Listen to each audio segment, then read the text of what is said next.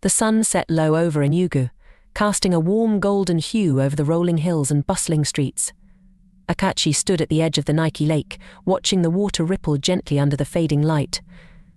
The sweet scent of roasted corn wafted through the air, blending with the earthy aroma of the lush vegetation that surrounded him. This place was his sanctuary, where memories of laughter and love intertwined with the beauty of nature. It was here that he first met Ifunanya. She had come with her friends, the lively sound of their laughter drawing him in like a moth to a flame. Ifunanya stood out, her radiant smile and playful spirit lighting up the space around her. That day, she wore a flowing white dress that danced around her legs, and the sunlight caught her hair, creating an almost ethereal glow. Akachi recalled the moment he approached her, heart racing with a mixture of excitement and fear. They talked for hours, sharing stories and dreams, the world around them fading into the background. He felt an undeniable connection, as if they had known each other for lifetimes. Their laughter echoed in the air, a beautiful melody that would become the soundtrack of their love story. As the days turned into weeks, their bond deepened. They explored Enugu together, from the vibrant markets filled with colourful fabrics and the rich sounds of traders bargaining, to the quiet corners of the city where the ancient and the modern coexisted in harmony. Ifunanya's laughter became the light in his life, and her dreams ignited a passion within him that he had never known before. But beneath the surface of their idyllic romance lay shadows, unspoken fears and insecurities that lingered just out of reach. Akachi felt a pressure building, as if the weight of his love for Ifunanya was both a blessing and a curse. He couldn't shake the feeling that something was looming on the horizon, waiting to disrupt their fragile happiness. One evening, as they walked hand in hand along the dusty paths of Enugu, Ifunanya suddenly stopped. The moon hung high in the sky, illuminating her face with a soft glow. She looked up at him, her eyes filled with an emotion he couldn't quite decipher. "Akachi," she began, her voice barely above a whisper, "do you believe in forever?" He hesitated, caught off guard by the weight of her question. "I do," he finally replied, his heart pounding in his chest. "As long as it's with you." A smile broke across her face, but it didn't reach her eyes. In that moment, Akachi felt a chill run down his spine, a foreboding sense that their love, as beautiful as it was, might not withstand the tests of time. Days turned into months, and as the vibrant colours of Enugu shifted with the seasons, so too did the dynamic between Akachi and Ifunanya. They still shared laughter and dreams, but the weight of unspoken words hung heavily in the air. Ifunanya had become distant, her laughter now tinged with a hint of sadness that Akachi couldn't ignore. They often visited the Enugu coal mines, where the earth seemed to breathe beneath their feet, and the dark tunnels whispered secrets of the past. Akachi had always found solace in the mines, a place where he could lose himself in thought. He hoped that by bringing Ifunanya there, he could uncover the root of her distress.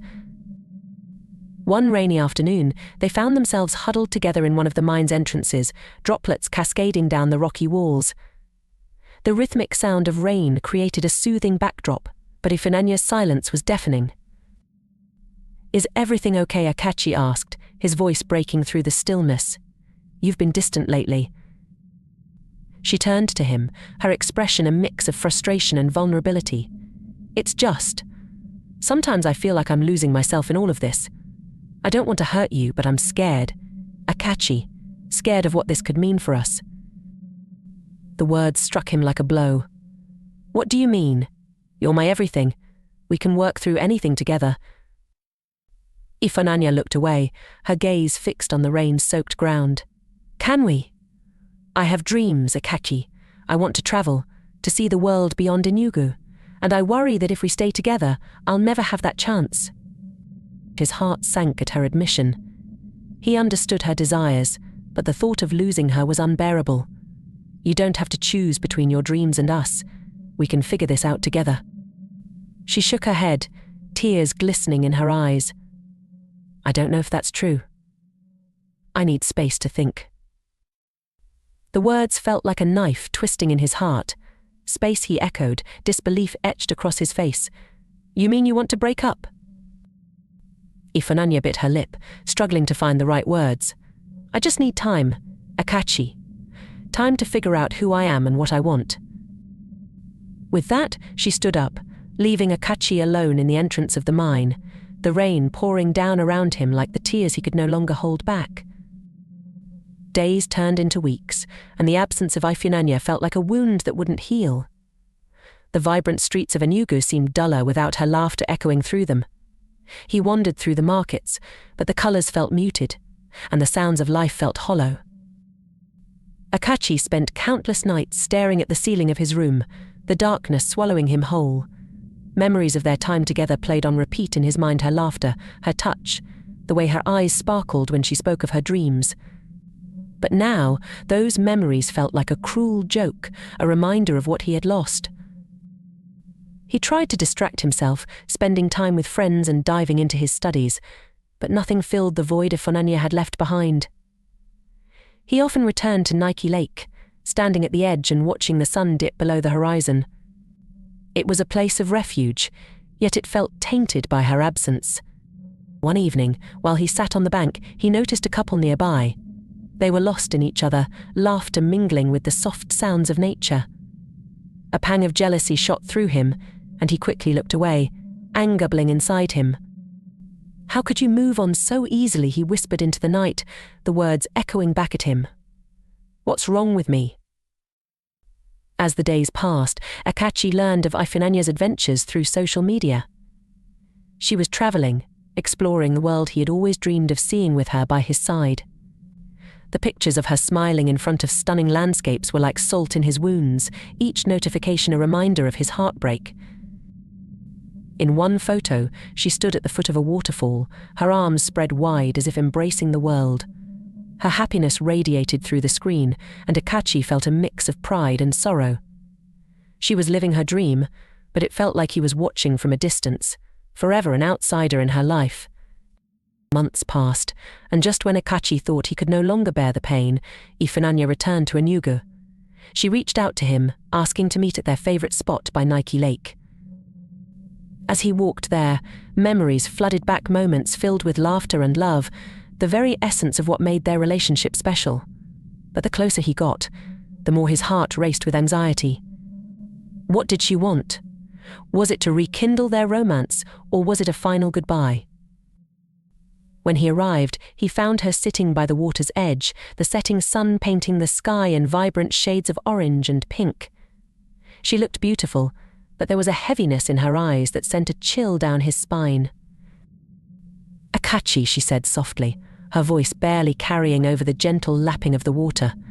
"Thank you for coming." "Of course," he replied, his heart pounding in his chest. "I missed you." Ifunanya looked away, a deep sigh escaping her lips. "I've been doing a lot of thinking since I left. I wanted to find myself, but in doing so I lost sight of us." Akachi's breath caught in his throat. Hope flared within him, but he hesitated, unsure of where this conversation would lead. "I met someone while I was traveling," she continued, the words slicing through him like a blade. "He's wonderful, Akachi. He understands my dreams and he encourages me to chase them." The world around him blurred, and the vibrant colours of Enugu faded into the background. "So, you're with him now?" he asked, the words tasting bitter on his tongue. She nodded, tears glistening in her eyes. "I didn't mean for it to happen, but I can't deny my feelings. I thought I could come back and everything would be the same, but it's not. I'm sorry." Each word felt like a weight pressing down on him, suffocating him in despair.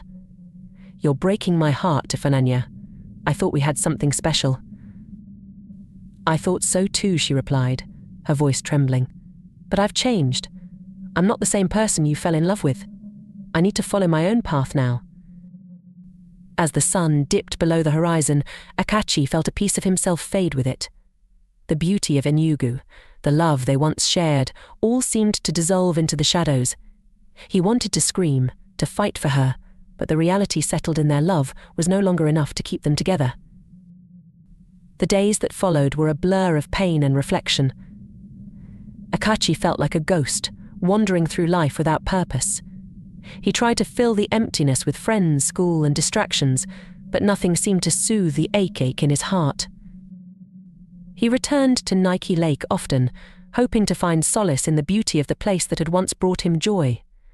But now, every ripple in the water felt like a reminder of Ifunanya, the laughter they shared, the dreams they built together, now shattered like glass.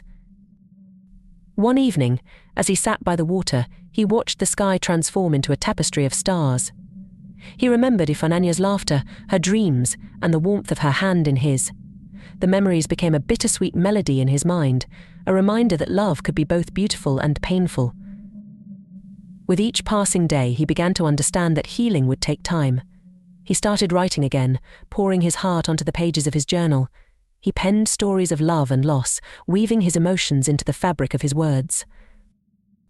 Akachi realized that while Ifunanya was no longer by his side, the love they shared would always be a part of him. He began to focus on his own dreams, rekindling his passion for art and writing.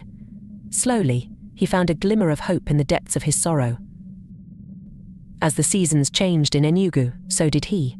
He embraced the beauty of the world around him, finding inspiration in the simplest of moments: the laughter of children playing, the vibrant colors of the markets, and the warmth of the sun on his skin. Time became his ally, and he learned that while love might fade, the memories would remain. Akachi understood that life was a journey filled with ups and downs, and with each step forward he was reclaiming his story. Eventually, he found himself standing once more at the edge of Nike Lake, the sun setting in a blaze.